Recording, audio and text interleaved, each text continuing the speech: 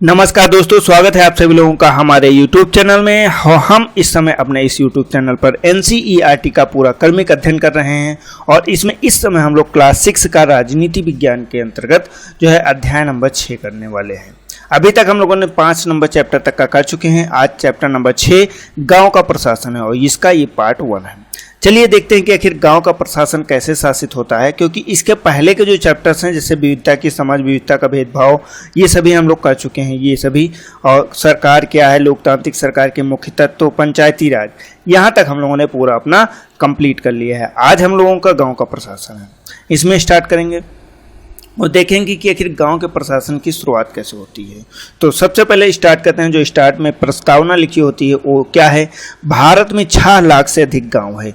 ये आपको बता रहा है कि भारत में टोटल गांवों की संख्या कितनी है, तो 6 लाख से अधिक है। उनकी पानी, बिजली, सड़क आदि की जरूरतों को पूरा करना कोई आसान काम नहीं है। इसके अलावा जमीन के दस्तावेजों का रखरखाव करना पड़ता है और आपसी विवादों को भी निपटाने की जरूरत पड़ती है। इन सब की व्यवस्था के लिए गांव का प्रशासनिक ढांचा होता है। इस पाठ में हम 2 ग्रामीण प्रशासनिक अधिकारियों के काम के बारे में थोड़े विस्तार से पढ़ेंगे।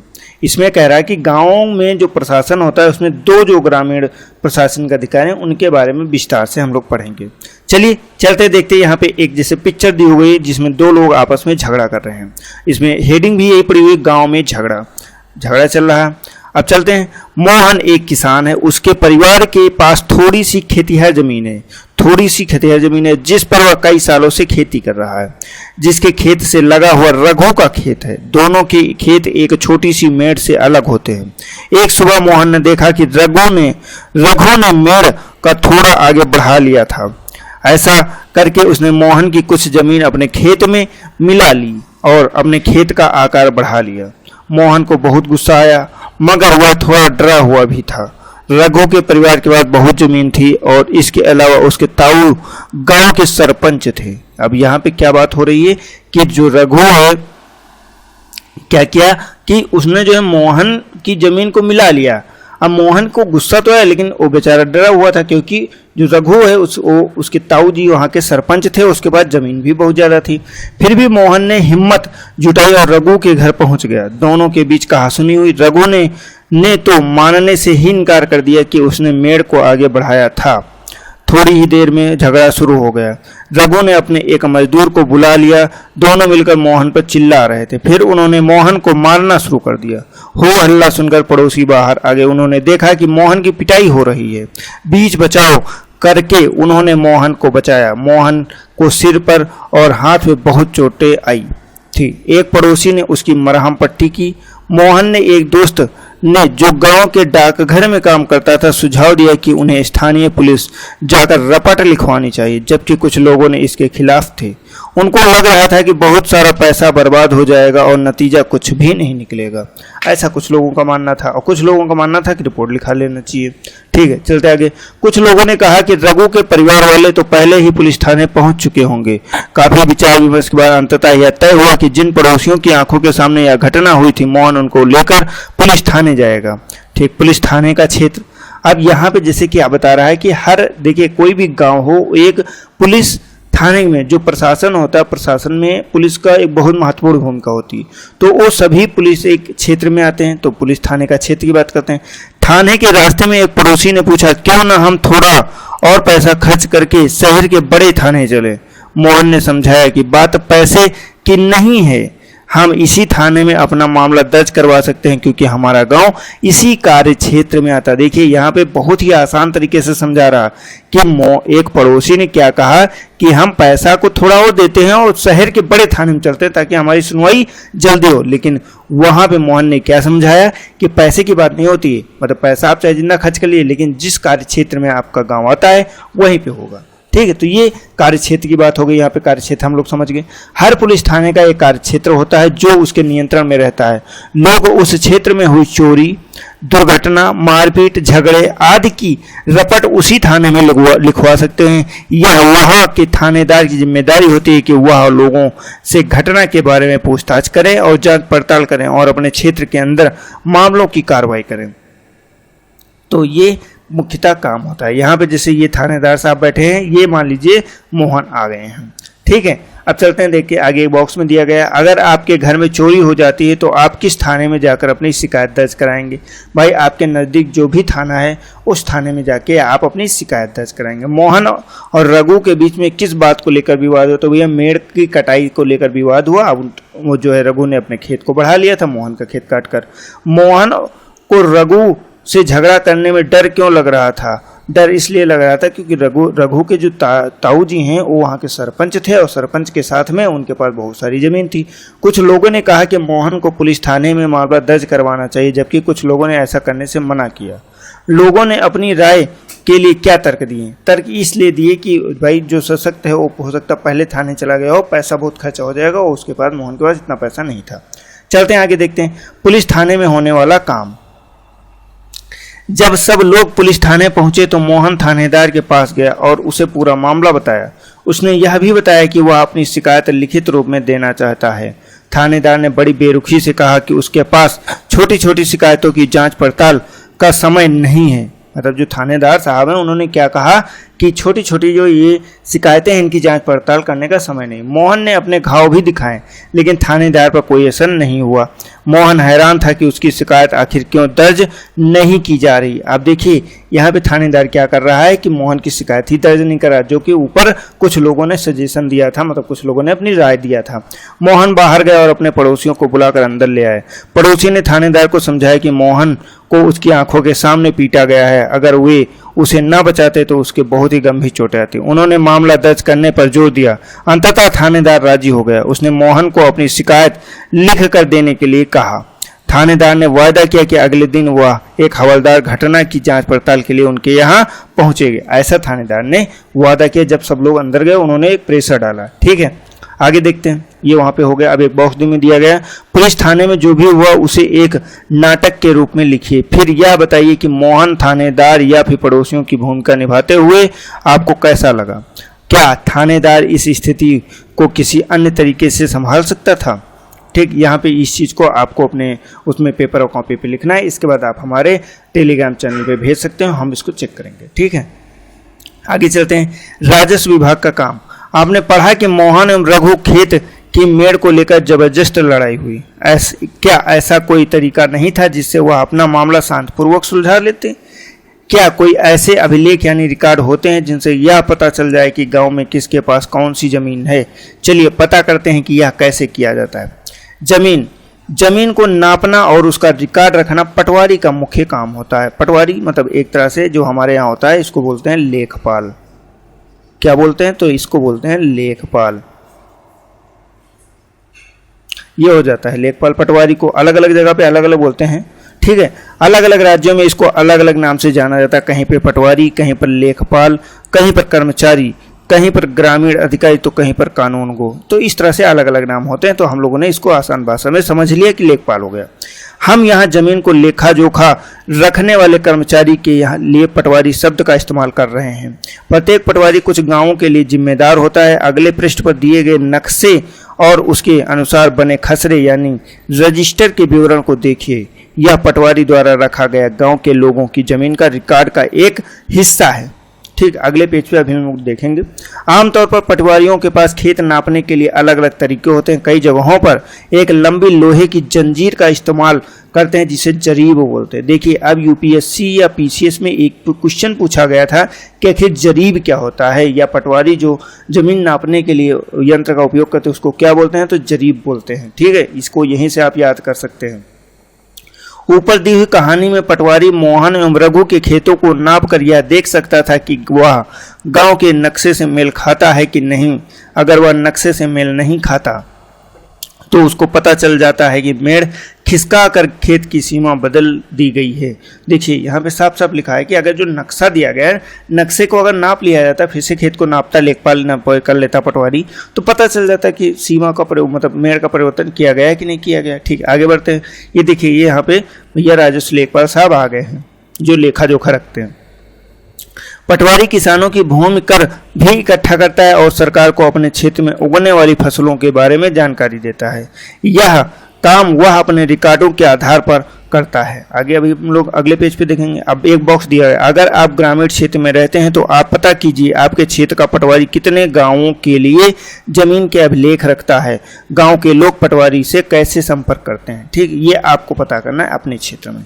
चलिए देखते हैं। देखिए ये पूरा क्षेत्र दिया गया है। देखिए हम यहाँ पे आगे करता है। ठीक, उसके पहले लेकिन जो बताया जा रहा था कि ये देख लीजिए। देखिए खसरा कहलाने वाले इस रिकॉर्ड में पटवारी ने नीचे दिए गए जमीन के नक्शे के मुताबिक सूचनाएं भरी हैं। इससे पता चलता है कि जमीन में कौन सा टुकड़ा किसके नाम है। इस रिकॉर्ड और नक्शे को देखिए और मोहन और रघु की जमीन से संबंधित सवालों के जवाब दीजिए। ठीक, देखिए ये क्षेत्र हेक्टेयर है। हेक्टेयर में जमीन जितनी भी होती है हेक्टेयर में नापी गई। जमीन मालिक का नाम, पिता पति का नाम और पता दोनों चीजें हैं। या बटाई पर है तो दूसरे किसान का नाम और बटाई का हिस्सा। ठीक, इस साल जोती गई जमीन और प्रति जमीन क्या है, सुविधाएं क्या। ठीक है, अब देखिए यहाँ पे 0.75 लिखा है। मोहन वल्द राजाराम, गांव अमरापुर, जमीन का मालिक, ये देखिए लिखा हुआ है। यहाँ पे क्या लिखा है, 2 नंबर पे 3 हेक्टेयर जमीन है। देखिए रघु के बाद ज्यादा, रघु राम वल्द रतनलाल, गांव अमरापुर, जमीन का मालिक। देखिए ये यहाँ पे दोनों चीज़ लिखा है। इसने सोयाबीन बो रखा है, इसने गेहूं बो रखा है। ठीक, और जमीन का क्षेत्र जितनी जोती गई, इसने पूरी जमीन जोती, इन्होंने 2.75 हेक्टेयर जोता है, बाकी इनका खाली जमीन पड़ी हुई। अन्य फसलों पे 1.75 जमीन अन्य फसलें इन्होंने बो रखी है और खाद्य प्रति जमीन इतनी छोड़ रखी है। ये देखिए ये यहाँ पे पूरा दिया गया है। अब 6 हेक्टेयर का सरकार मध्य प्रदेश में सरकारी घास का मैदान दिया गया है। ठीक, अब देखिए ये यहाँ पे दिया गया है, ये पूरा मैप बनाया गया है। यहाँ पे 1 2 देखिए ये यहाँ पे 1 हो गया, ये किसका हिस्सा है, तो ये हो जाएगा मोहन का। ये या देखिए यहाँ पे किसका हो जाएगा, ये हो जाएगा मोहन का जमीन। और ये देखिए ये है रघु की जमीन। 2 नंबर पे रघु हो गया 36 और तीसरे नंबर पे किसको दिया गया 6 हेक्टेयर। तो 3 नंबर ये है, ये सरकारी प्रति है, ये सरकारी प्रति है, सरकारी घास का मैदान है, प्रति घास का मैदान हो जाएगा। आगे की डिटेल्स जैसे इसमें दिया गया, इसमें मेंशन किया गया उसी तरह से है। तो अब देखिए अगर ये जमीन की सीमा जैसे रघु ने अपनी को यहाँ पे इस मेड़ को बढ़ा के यहाँ पे कर लिया होता तो ये इससे पता चल जाता, तो इसलिए ये भी हो जाएगा। अब देखिए यहाँ पे कुछ प्रश्न दिए गए, उन प्रश्नों को पढ़ना है। मोहन के खेत के दक्षिण में जो जमीन है वह किसकी, दक्षिण में बात कर रहा है। तो दक्षिण देखिए उत्तर हो गया, ऊपर उत्तर, ईस्ट वेस्ट नॉर्थ साउथ, ये दक्षिण है। दक्षिण में किसकी जमीन है, तो रघु की जमीन है। रघु और मोहन की जमीन के बीच की सीमा पर निशान लगाइए। ये देखिए सीमा मैंने निशान लगा दिया, ये सीमा है इसकी। ठीक है, खेत संख्या 3 को कौन इस्तेमाल कर रहा है, खेत नंबर 3 को कोई नहीं इस्तेमाल कर रहा क्योंकि ये घास का मैदान है, वो भी सरकारी है। खेत संख्या 2 और 3 से संबंधित क्या क्या जानकारी हमें मिल सकती है, तो ज़मीन की पूरी जो डिटेल्स है, कितनी ज़मीन बोई गई, क्या फसल बोई गई, ये सारी ज़मीन इसमें हमें मिल सकती है। ठीक है, तो ये चीज़ हम यहाँ पे देखते हैं। चलते हैं आगे देखते हैं। लेकिन यहाँ पे देखने के पहले जो है एक बॉक्स और दिया गया है, उस बॉक्स के बारे में भी हम लोग यहाँ पे देख लेते हैं। किसानों को अक्सर अपने खेत के नक्शे और रिकॉर्डों की जरूरत पड़ती है, इसके लिए उनको कुछ शुल्क देना पड़ता है। क्या कह रहा है, इसके लिए कुछ शुल्क देना पड़ता है। किसानों को इसकी नकल पाने का अधिकार है, हालांकि कई बार उनको ये रिकॉर्ड आसानी से नहीं मिलते हैं। लोगों को इसको हासिल करने में कई मुश्किलों का सामना करना पड़ता है। कई राज्यों में ये सारे रिकॉर्ड कंप्यूटर में डालकर पंचायत के दफ्तर में रख दिए गए हैं ताकि वे आसानी से लोगों को उपलब्ध हो सकें और नई सूचनाओं के अनुसार नियमित रूप से दुरुस्त होते रहें। आपको क्या लगता है कि किसानों के इस रिकॉर्ड की जरूरत कब पड़ती होगी? जब भी विवाद होता है तब जरूरत पड़ती है। नीचे दी गई स्थितियों को पढ़िए, उन मामलों को पहचानिए जिनमें जमीन के रिकॉर्ड की अनिवार्यता होते हैं। यह भी बताइए कि वे किस लिए जरूरी हैं। ठीक है, देखिए यहाँ पे एक प्रश्न है, नीचे प्रश्न दिया गया, इस प्रश्न को पढ़ना है और बताना कि आखिर किस में ज़रूरत है और क्यों ज़रूरत है। दोनों चीज़। एक किसान दूसरे किसान से ज़मीन खरीदना चाहता है, तो भैया जब खरीदना चाहता है तो भी वो देखेगा कि उसकी ज़मीन कितनी है और कहाँ पे है। तो एग्जैक्ट लोकेशन और एग्जैक्ट जानकारी के लिए उसको ज़मीन के उसकी ज़रूरत पड़ेगी, इसमें ज़रूरत पड़ेगी। ठीक है, आगे चलते। किसान अपनी फसल दूसरे को बेचना चाहता है, इसमें ज़रूरत नहीं पड़ेगी क्योंकि सिर्फ फसल की बात है, फसल बेचने के लिए इसकी जरूरत नहीं पड़ेगी। एक किसान को अपनी ज़मीन में कुआं खोदने के लिए बैंक से कर्ज चाहिए, तो इसमें भी ये जरूरत पड़ेगी क्योंकि बैंक को रिकॉर्ड चाहिए कि कहाँ पे आपकी ज़मीन है और कितनी ज़मीन है। एक किसान अपने खेतों के लिए खाद खरीदना चाहता है, खाद खरीदने के लिए देखिए, खाद खरीदने के दो प्रोसीजर हैं। एक, अगर आप सरकार से खरीदना चाहते हैं तो उसमें जरूरत पड़ेगी, लेकिन अगर आप प्राइवेट जाके लेना चाहते हैं तो प्राइवेट में कोई जरूरत नहीं पड़ेगी, आप डायरेक्ट ही खाद ले सकते हैं। लेकिन सरकार से जो आपको सब्सिडी वाली खाद मिलती है वो लेने के लिए आपको इसकी जरूरत पड़ेगी। एक किसान अपनी ज़मीन अपने बेटे एवं बेटियों को बांटना चाहता है। क्या कह रहा है? एक किसान अपनी ज़मीन को बेटे एवं बेटियों को बांटना चाहता है। तो जब बांटने चाहता है तो वहाँ पे इसकी ज़रूरत पड़ेगी, क्योंकि उसमें पता करना पड़ेगा कि कौन सी ज़मीन कितनी है और कहाँ पे स्थित है, तो वहाँ पे बांटने के लिए आवश्यकता पड़ सकती है। ठीक है, तो चलते हैं आगे। इसीलिए देखिए यहाँ तक करता है, यहाँ तक हम लोग पढ़ चुके थे, एक बार रिकैप कर लेते हैं। हम लोग यहाँ था, पटवारी किसानों की भूमि को इकट्ठा करता है, जानकारी देता है। यह काम वह अपने रिकॉर्डों के आधार पर करता है, इसीलिए जरूरी है कि वह उनको समय समय पर दुरुस्त करता रहे।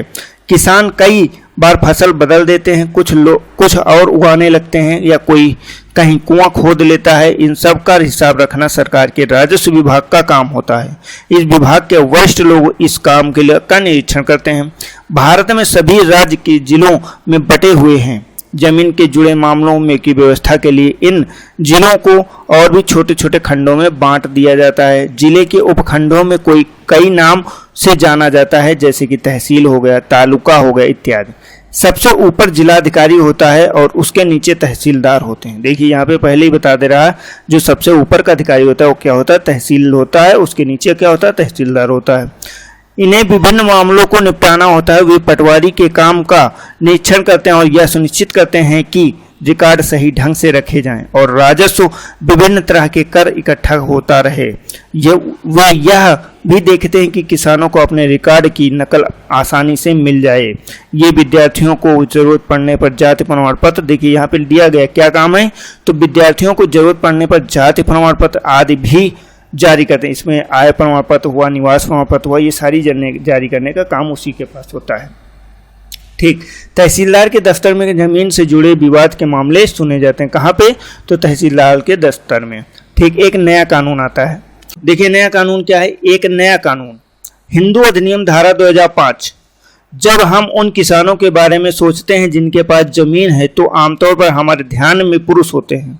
ठीक, देखिए क्या कह रहा है? एक नया कानून, हिंदू अधिनियम धारा 2005।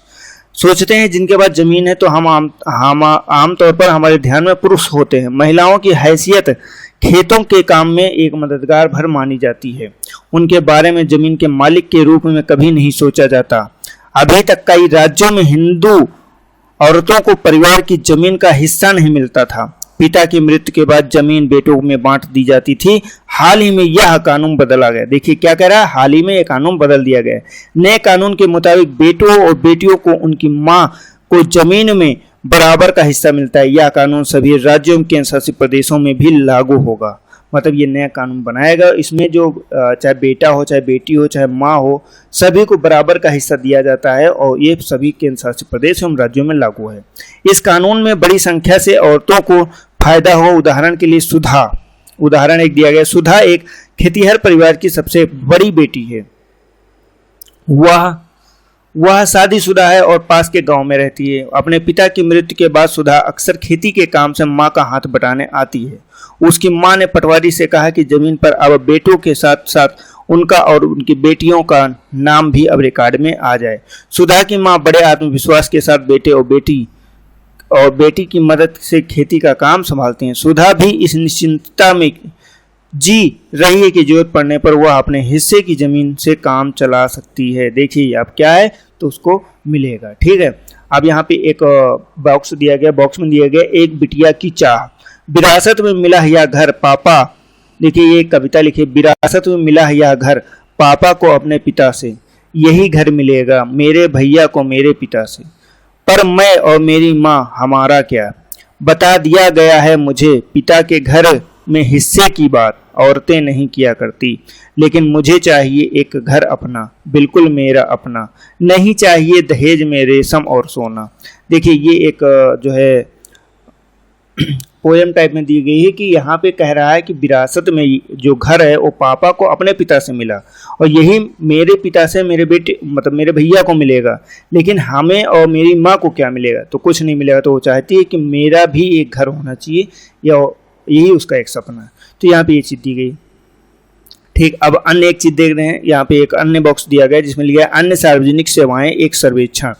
इस पाठ में हमने सरकार के कुछ प्रशासनिक कार्यों के बारे में पढ़ा, खासकर ग्रामीण क्षेत्र के संदर्भ में। पहला उदाहरण कानून व्यवस्था बनाए रखने के बारे में था, दूसरा जमीन के अभिलेखों की व्यवस्था के बारे में था। पहले मामले में हमने पुलिस की भूमिका का परीक्षण किया, दूसरे में पटवारी की भूमिका का। इनके काम का विभाग के अन्य लोगों द्वारा निरीक्षण किया जाता है, जैसे कि पुलिस अधीक्षक या तहसीलदार। हमने यह भी देखा कि लोग कैसे इन सुविधाओं का इस्तेमाल करते हैं और इन्हें किस तरह से अपनी समस्याएं आती हैं। इन सेवाओं का उपयोग कानूनों के अनुसार होना चाहिए। अब आपने संभवतः सरकार के अन्य विभागों द्वारा दी जा रही सार्वजनिक सेवाओं को देखा होगा।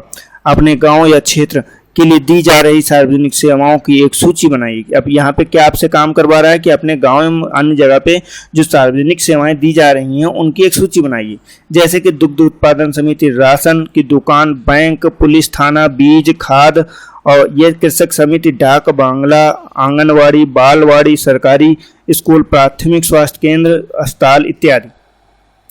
मतलब ये सारी चीज़ें अगर आपका यहाँ मिल रही हैं तो आपको इनकी एक लिस्ट बनानी है, ठीक। और लिस्ट बना के आपको देखना है कि आप फिल्टर कर पा रहे हैं कि नहीं कर पा रहे हैं। 3 सार्वजनिक सेवाओं की जानकारी इकट्ठा कीजिए। अब यहाँ पे एक काम और है कि जो ये सरकारी सेवाएं हैं इनमें से तीन की आपको ज़्यादा जानकारी इकट्ठा करनी है, ठीक है। कितने की? 3 की जानकारी आपको ज़्यादा इकट्ठा करनी है। और अपनी अध्यापिका के साथ चर्चा कीजिए कि इनकी कार्यप्रणाली कैसे सुधार किया जा सकता है। मतलब जो इनकी कार्यप्रणाली है उसमें अगर कोई कमी पाई जाती है तो उसका सुधार कैसे किया जा सकता है, ये अपने शिक्षक से जो है आपको कंसल्ट करना है या उनसे चर्चा करना है। आपके लिए एक उदाहरण आगे दिया जा रहा है, ठीक है। आगे उदाहरण देख ले रहे हैं। देखिए और यहाँ पे आपको ये पेज पूरा बनाया गया है, जैसे कि सार्वजनिक सभा।